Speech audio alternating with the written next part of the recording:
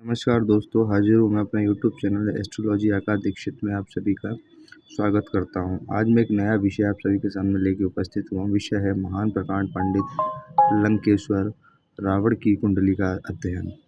क्योंकि ये सिंह लगन की कुंडली है। इस कुंडली को शुरू करने से पहले हम ओम गणेशाय नमः, ओम रामाय नमः, ओम गुरवे नमः, ओम नारायणाय नमः।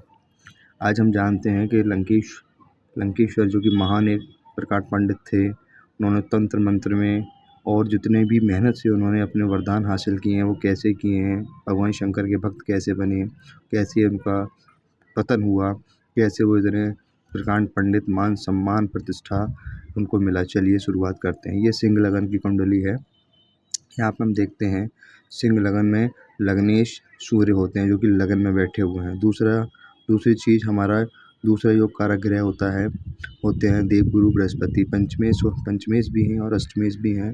पंचमेश जब लगन में बैठेगा तो ऐसा जातक तीव्र बुद्धि वाला, तंत्र मंत्र में रहने वाला और अच्छा ज्योतिष हो सकता है।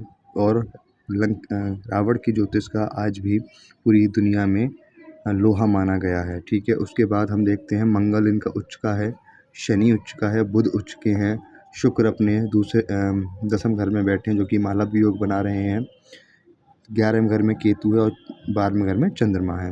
अब हम बात करते हैं कि उनका जो रावण का जो पतन हुआ वो क्यों हुआ। क्योंकि पंचम घर हमारा प्रेम का, बुद्धि का, प्रसिद्धि का। क्योंकि उन्होंने प्रेम तो किया मगर प्रेम के चक्कर में वो सब चीज़ें, अहंकार के चक्कर में ये भूल गए कि हमें प्रेम के साथ परिस्त्रीगमन नहीं करना चाहिए। इसी वजह से उनकी बुद्धि का हरण हुआ। राहु ने यहाँ नेगेटिव रिजल्ट देना शुरू कर दिया। और वो दूसरी चीज़ मंगल उच्च का, वो भी छठे घर में मंगल उच्च का, क्योंकि वो केंद्र का भी स्वामी है और त्रिकोण का भी स्वामी है। तो इसका मालिक जब उच्च का हो गया तो ये हमारा रोग, रिपु, ऋण, कर्जा, दुर्घटना, मुकदमा, जितने भी शत्रु हैं, शत्रुओं पे मतलब छठे घर में जब मंगल बैठते हैं तो ऐसे जातक शत्रुहंता होते हैं। शत्रुओं को नाश करने में शत्रुओं का नाश कर देते हैं, विजयी होते हैं, कभी वो परास्त नहीं होते।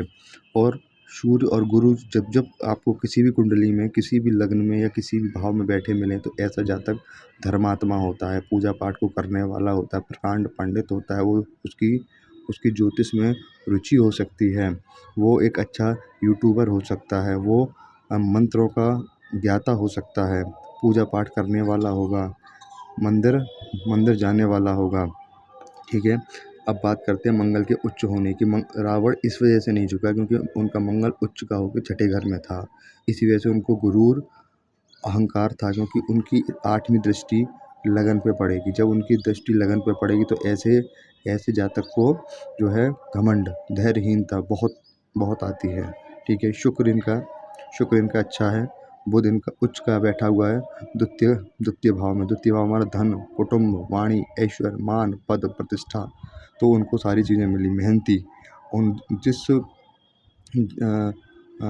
रावण ने अपने 10 के 10 शीश दे दी वो सिर्फ शनि की वजह से। क्योंकि शनि उच्च का होकर तृतीय भाव में बैठने से मेहनती, पराक्रमी ऐसा जातक जो है बहुत घोर कठिन परिश्रम करने वाला। और 1, 2, 3 जब शनि की दृष्टि राहु पे पड़ेगी तो पंचम भाव हमारे प्रेम संबंधों का होता है। इसी वजह से उनकी बुद्धि का नाश हुआ, इसी वजह से उनकी बुद्धि का हरण हुआ। क्योंकि शनि की दृष्टि राहु पे होने की वजह से, इसी वजह से राहु ने उनको गलत रिजल्ट देना शुरू किया। तीसरी दृष्टि ये हो गई। उसके बाद 7वीं दृष्टि भाग्य स्थान पर पड़ेगी तो भाग्य के धनी हुए। फिर 8, 9, 10 उनकी दृष्टि 12वें घर पे, चंद्रमा पे। जब हमारी शनि की दृष्टि जब हमारी चंद्रमा पे होगी तो ये मन को स्थिरता देने वाला होगा, मन को चंचलता देने वाला होगा, हमको सही रास्ते पे लेके आने वाला होगा। मित्रों, मैं आपको एक चीज़ बता दूं, शनिदेव जो है शत्रु नहीं है। शनिदेव आपको जीवन में कष्ट तो देते हैं मगर वो आपको एक सही रास्ते में लेके आना चाहते हैं कि आप जिन रास्तों पे गलत चल रहे हैं उन रास्तों पे आप ना चलें। क्योंकि इस दुनिया में कोई किसी का नहीं होता। शनि हमको यही दिखाने आते हैं कि आज आपके साथ जो हैं वो आपके नहीं हैं। जब आप अकेले हो जाएंगे तो अकेलेपन में कौन आपके साथ है वो चीज़ हमको दिखाते हैं। लास्ट अंतिम समय पे रावण अकेला पड़ गया था। उसको एहसास हो गया था कि मेरी मृत्यु अब सुनिश्चित हो चुकी है। मगर वो सिर्फ मंगल की वजह से नहीं झुके। शनि की दृष्टि राहु पर होने की वजह से उन्होंने परिस्त्रीगमन किया। दूसरा क्या है कि उनके मन की चंचलता चौथा प्लस पॉइंट जो उनको सबसे बड़ा भक्त बनाया वो सूर्य और गुरु ने बनाया। महादेव का जो सबसे बड़े भक्त बने वो सूर्य और गुरु की वजह से बने, क्योंकि शनि तीसरे घर में उच्च का होके, और ये तो उनका वैसे भी पक्का घर है। जब उनका ये पक्का घर है तो शनिदेव यहाँ बैठ के आदमी को घोर मेहनती बनाते हैं। मेहनत के ही बलबूते पे तो उन्होंने भाग्य को जीता था। क्यों? क्योंकि चलो नीच की ही दृष्टि सही, नीच की ही दृष्टि सही, मगर मेहनत किया। मेहनत करने के बाद उनको बहुत बड़ा पंडित बनने का, बहुत बड़ा महादेव के भक्त बनने का मौका मिला। तभी तो उनको भगवान शंकर का सबसे बड़ा चंद्रहास मिला हुआ था। और उन्होंने कहा भी था कि आपके अंदर जब तक घमंड नहीं आएगा तब तक आप मेरे भक्त बने रहेंगे। ठीक है? ऐसे ही मैं आपको अनेक प्रकार के अच्छे मनुष्यों का या अच्छे एस्ट्रोलॉजरों का या देवताओं का मैं आपके सामने कुंडलियाँ प्रस्तुत करता रहूँगा। आप सभी से मेरा अनुरोध है कि आप मेरे चैनल को बहुत बहुत प्रेम दें, बहुत बहुत सपोर्ट करें।